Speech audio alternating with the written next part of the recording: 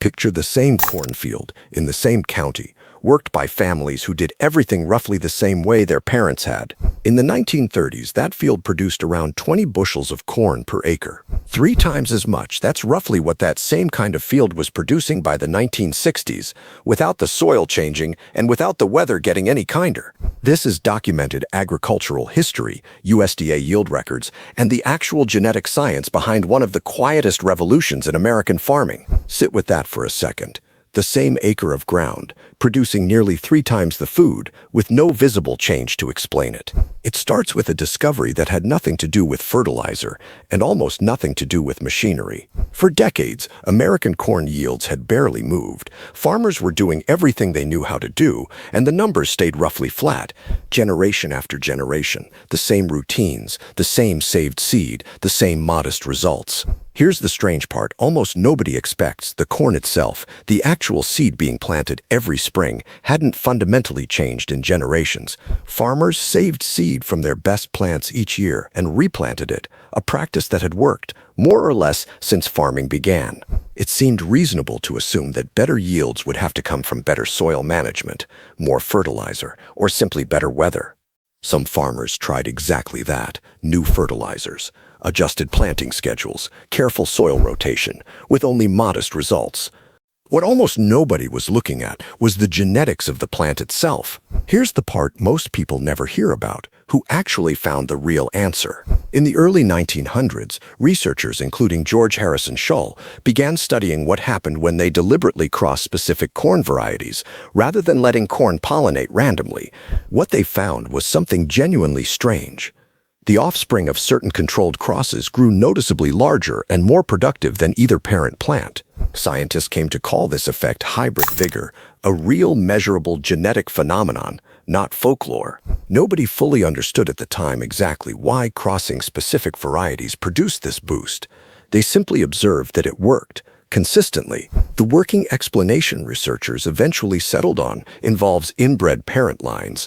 Corn varieties deliberately self-pollinated for generations until they became weak and genetically uniform. On their own, those inbred lines were often disappointing, stunted, and low-yielding, nothing a farmer would ever want to plant. But when 2 different inbred lines were crossed with each other, something unexpected happened. Their offspring didn't just recover to normal, they surged past both parents entirely. Geneticists describe this as heterosis, the idea that combining 2 distinct sets of weakened genetics can mask each other's individual weaknesses, producing a plant stronger than either parent. The detail almost no one mentions is how impractical the earliest version of this discovery actually was to use on a real farm. Producing that first generation of hybrid seed efficiently enough to sell to farmers was, for years, a genuine unsolved engineering problem. Early attempts produced seed that was too expensive or too inconsistent to be commercially viable at any real scale. In 1917, a researcher named Donald F. Jones developed what became known as the double-cross method, a way of breeding hybrid seed that made large-scale commercial production actually practical. Jones's method used 4 separate inbred lines instead of just 2, crossed in 2 stages, first pairing them into 2 single hybrids, then crossing those 2 hybrids with each other. That extra step solved the practical problem directly. Single-cross hybrid seed came from weak, low-yielding parent plants, making it expensive and scarce to produce.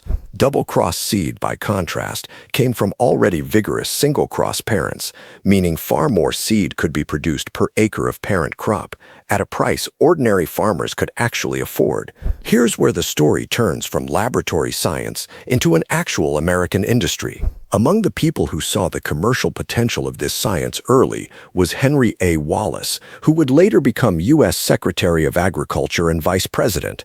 Wallace wasn't a laboratory scientist himself, but he understood exactly what this discovery could mean if it reached ordinary farms at scale. In 1926, Wallace helped found what became Pioneer Hi-Bred, one of the first companies built specifically to sell hybrid corn seed to ordinary farmers. Here's a detail worth pausing on. This was a genuinely new kind of business, built entirely around a seed farmers couldn't simply replicate themselves. What no one expected was how slowly farmers actually adopted it at first. In the early 1930s, hybrid corn accounted for a tiny fraction of total corn acreage. Most farmers were still planting saved seed the traditional way. Then something changed. Once nearby farmers actually saw the yield difference in their neighbors' fields, adoption accelerated dramatically. Within about a decade, hybrid corn went from a niche experiment to covering the overwhelming majority of corn acreage across the Corn Belt. The timing of that rapid adoption mattered more than most people realize. By the early 1940s, as the United States entered the Second World War, hybrid corn was already dominant across most of the Corn Belt. That higher-yielding corn helped supply both a wartime domestic population and allied food needs at exactly the moment global agricultural demand was under enormous strain. A genetic discovery made decades earlier, largely for its own scientific interest, ended up mattering to a war effort nobody involved in the original research could have anticipated. Picture that adoption curve for a second.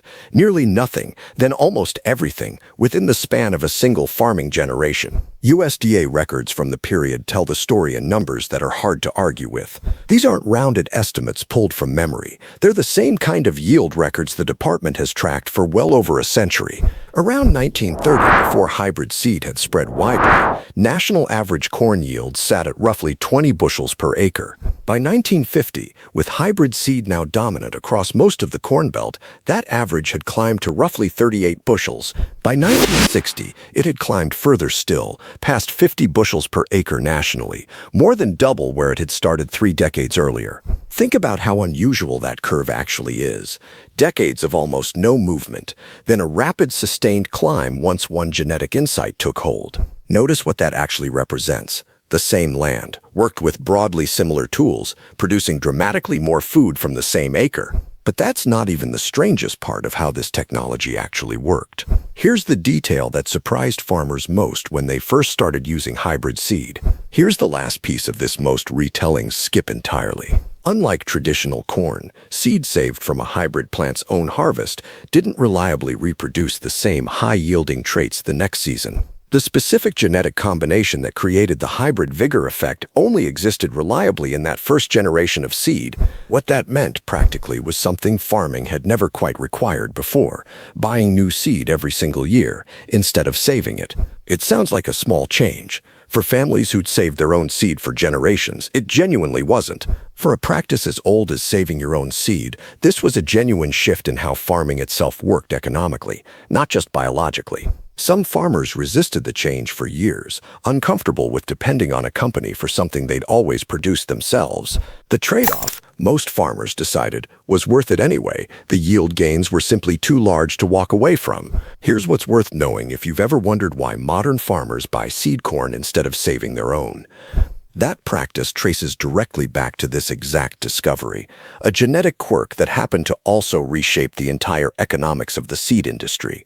Today, virtually all corn planted in the United States comes from hybrid seed, purchased fresh nearly every season, a direct descendant of the same double-cross principle Jones worked out in 1917. Later genetic advances, including modern seed technology, built directly on this same foundation rather than replacing it. Here's the part worth sitting with one more time. Notice what actually drove this revolution. Not a new machine, not a new chemical, but a better understanding of the plant's own genetics. The soil in that original cornfield never changed. The weather never got kinder. The corn itself simply got better, one careful cross at a time. It's a quiet kind of revolution. No explosions, no headlines at the time, just a steadily climbing number in a government report. That's the real story, documented in USDA yield records, and still shaping every bag of seed corn sold today. If you want more of these, the real documented science behind the quiet revolutions in American farming, subscribe to The Quiet Farmer and tell us in the comments, did you know farmers couldn't save hybrid seed before this?